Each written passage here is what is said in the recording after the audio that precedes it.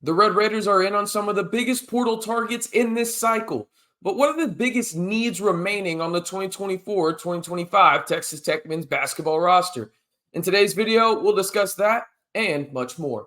Hey, how's it going, everybody? It's RC Maxfield here for the Back to 12 podcast, and we are just about 50 subs away from 10,000. Sincere thank you to everybody that tunes in daily, or hey, if you can't catch every video, I truly understand. Just thank you for interacting with the show and showing support for, well, the largest group of Texas Tech fans on YouTube, almost 10,000 strong. If you haven't already, like the video, hit that subscribe button, and turn on that notification bell to stay in the know on everything Texas Tech men's basketball, whether it's happening on the hardwood, in the portal, high school recruiting. We've got you covered right here on the largest group of Texas Tech fans on YouTube in the Back to 12 podcast channel. All right, let's look at the current roster as it stands of today. At the time of this recording, it is Monday night, May 6th. So, things can change. It's the portal. Potentially, there could be a commitment, but not likely at this point. So, by the time you're hearing this, let's jump into it, though. In terms of the 2024-2025 Texas Tech men's basketball roster as it stands today, you can see it at the bottom of your screen. You got Darrion Williams, D5, Chance McMillian, Kevin Overton, Federiko Federiko, Fetty squared right there, Elijah Hawkins, Leon Horner, the lone high school commit, Kerwin Walton returning, Devan Cambridge returning, Eemeli Yalaho returning, and then you got a couple of walk-ons in Jack Francis and Jazz Henderson Jr. For those watching in terms of, well, the names at the bottom of your screen, you've got transfers with 1 star, high school scholarships with 2, and then walk-ons with 3 stars down there to make sure y'all know how many scholarships are remaining, which is actually 4 after the Leon Horner commitment. So you think about the roster and how it stands right now. The big question mark, in my opinion, outside of, just guys on the roster right now, let's specify that. What's the health of Devan Cambridge? Because I think he's an impact guy. How many minutes is he going to be able to play early and often for the Red Raiders? That will be critical, right? So what is his health and what is his status going into the year? Most notably the Big 12 schedule, right? I mean, non-con would be great to get his feet wet, but how ready will he be by the start of conference play? So looking at that and talking about that out loud, that is the biggest question mark for me in terms of the current guys on the roster right now. As for what I think the biggest needs are for the Red Raiders, I think the most obvious one has to start with an impact big and then another center. I think you got to get 2 out of the 4 remaining scholarships you have. I think you need at least 3 impactful guys because Eemeli Yalaho, I think, is more of that tweener type, right? He showed some flashes last year, but nothing consistently. I think you need to go out and get 2 more bigs within the portal. Now, obviously, Texas Tech has been heavily linked to Great and then JT in terms of Osobor, and then you've also got Toppin in there as well. I think they need another 5, though, in terms of making a trifecta in that front court for the Red Raiders in terms of Fetty squared. And then if you land one of those 2 guys in Great or JT, I think you need another one on top of that. And in tomorrow's video, we'll actually discuss the latest name that Texas Tech is targeting in the front court in the portal. And it's a familiar name to some in terms of a Big 12 name. So be on the lookout for that video tomorrow on the channel. All right, the next one in terms of biggest need, and I think people might disagree with me here, but I think it's vitally important, okay? You landed one of the best ones in the portal in Elijah Hawkins, in my opinion, but you need another primary ball handler because I'll ask you this.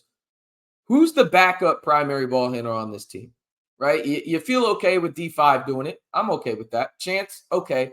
But who's the clear-cut guy, right? Who's the clear-cut backup point guard? I don't know if you have one. And I'm not saying that's a bad thing right now, but I do think it's something that you need to prioritize in the portal because I think you have a solid, really good roster when it comes to wings. Do I want to add another one? Well, we'll see here in just a second. But Elijah Hawkins is the best passer, arguably, in the portal. He is one of those guys that is a true game changer in terms of setting up his teammates at the point guard position. I do think you need another one in terms of obviously not his level. You're not going to do that, right? You're not going to get another Elijah Hawkins on this roster. That said, I would love another guy on this team that maybe he's a 2, but he has a ton of experience as a primary ball handler because I think you need another one on this roster because You're asking a lot of D5 at that point. You're asking a lot of Chance at that point, right? You're asking a lot of Kevin Overton even at that point. Outside of Elijah Hawkins, who has really high level experience as a primary ball handler on this roster? I think the answer is no one. And that's not a bad thing right now. You got 4 scholarships to work with, but I do think that another primary ball handler has to be a priority for the Red Raiders with these 4 remaining scholarships. I'd love to see them add 1 because I think 2 is way too much at this point, but 1 definitely makes sense for Grant McCasland and the Red Raiders. All right.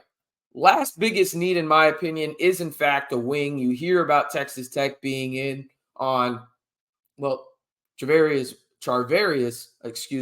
White, in terms of, hey, he's, in the final 3 with Tech, TCU, Kansas State. I posted yesterday on the Scarlet and Black Insider in terms of my thoughts on his recruitment, and I think Tech is the best fit for him, and I think they're going to give him a hefty bag because, let's face it, NIL money is part of this now, right? So I think that that's where Tech stands. I think TCU is good for him in the sense of it's 20 minutes away from where he went to high school there in Mansfield.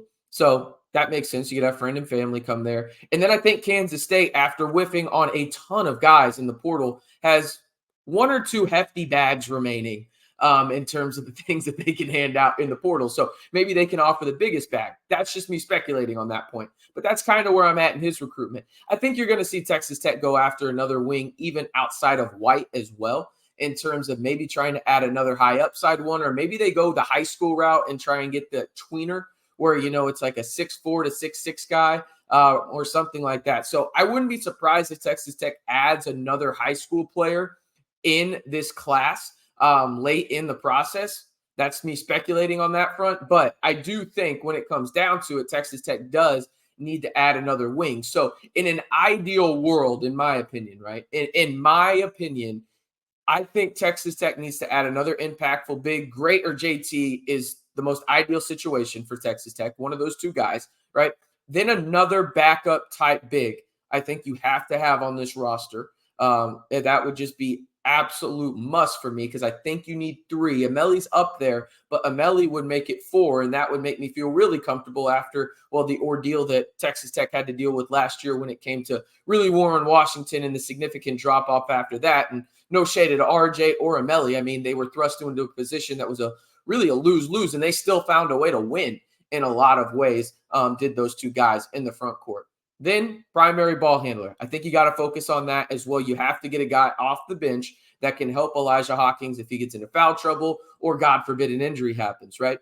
Then I think you need another wing, okay? And maybe you go the high school route for this. Maybe it's a combo guard, right? I think you need to add a guy with some length from that 6'3" to 6'6" range, preferably closer to 6'6", right? But I think that that's where Texas Tech needs to go in that regard. And that's if they don't land White in the portal, which, again, they're heavily in the mix there. It's between Tech, TCU, and Kansas State. And I gave you my opinion on where that recruitment stands.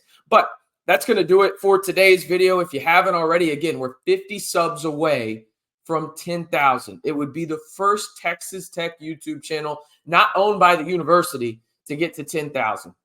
Y'all are absolutely sensational. I appreciate each and every one of y'all. Just do me 3 favors before you head out of here if you haven't already. Like the video, hit that subscribe button, and turn on that notification bell to join the largest group of Texas Tech fans here on YouTube for daily updates on everything Texas Tech right here on the Back to 12 podcast channel.